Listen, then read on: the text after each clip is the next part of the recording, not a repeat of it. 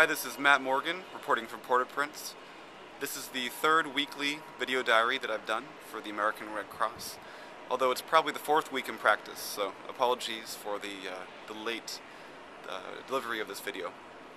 Had a few quick updates for you guys. First of all, of course, as you can see, I look a little bit unkempt today.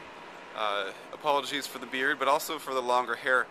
I have not been able to find a barber shop down here that won't just cut all my hair off. That seems to be the only option, at least here in the base camp. So if you do a time delay video between, or time-lapse video between this video and the first two, I think you can see it progressively getting more and more unkempt. We've done a lot of shelter-related activities over the past 2 weeks.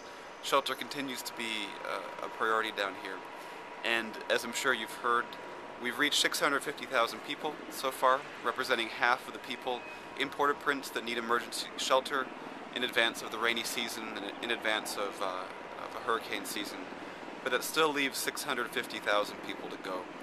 And we're ramping up activities still, reaching about 80,000 new people each week. We're on track right now to hit everyone that needs emergency shelter by the beginning of the peak of the rainy season. But it doesn't make it any easier still to see these people when we go out in the communities and talk to them about what they're going through.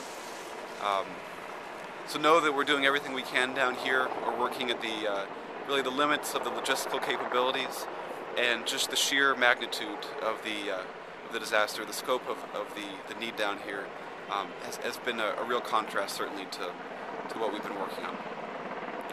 I did a relief distribution yesterday. And this was actually the first one that I've done where I've got to participate in the packaging of items and heavy lifting, and had a great time doing it. It felt really hands-on. It's not really something I do in the course of my activity down here, but had the opportunity and really enjoyed it. I mean, we provided relief supplies, including shelter items, but also blankets, mosquito nets, and buckets to an estimated 1,200 families, slightly less than 1,200 families. So in practice about 5,500 to 6,000 people.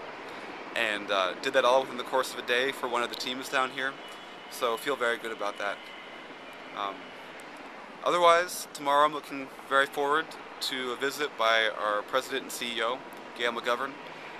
She's been down here before. She was here within the first week of the disaster, of the earthquake, and she'll be coming back to see how recovery and relief has progressed since the time that she's visited, and she'll also be accompanying some other visitors from the United States to show them around as well.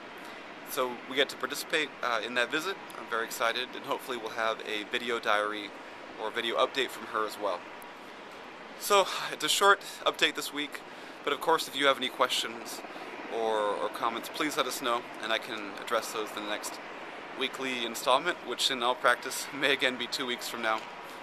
But thanks for watching, and as always, thank you for the support that you provided financially and otherwise. The relief operation continues, and it's exciting to look ahead to the recovery phase and see how we continue to get lives back on track here. Check out www.redcross.org/Haiti, as well as our news section online for updates about new money that we continue to release as well. I know just this week we announced over $20 million in new relief money for programs down here, including grants, including money set aside specifically for long-term or transitional shelter that can at least last people through hurricane season. So thank you for watching, and look forward to seeing you again soon.